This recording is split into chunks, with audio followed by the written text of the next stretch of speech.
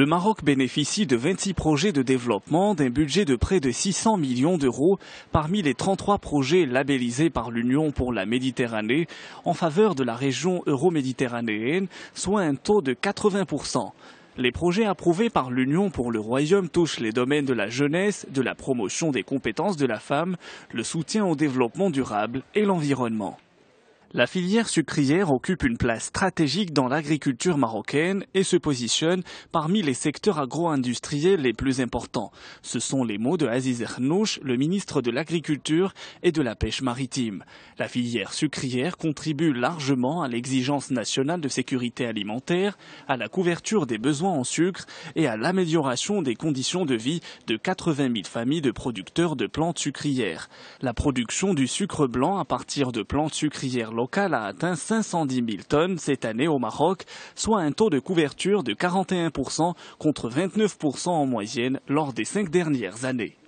Le Maroc est classé 74e sur 102 pays selon la 5e édition de l'enquête internationale sur l'indice budget ouvert. Réalisée par Transparency Maroc en partenariat avec l'International Budget Partnership, l'étude attribue au Royaume le score de 38 sur 100, soit le même qu'en 2012.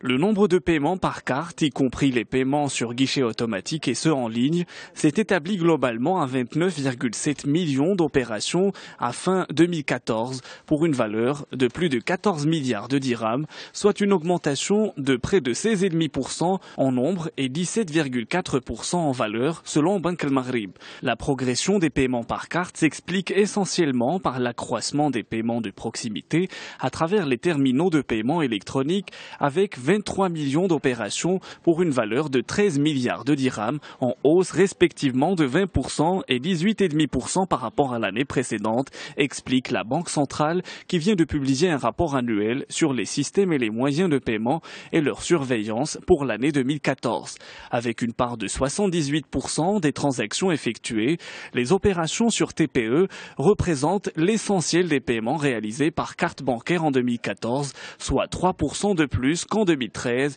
suivi par les paiements sur guichet automatique avec une part de 14,5% contre près de 17% en 2013.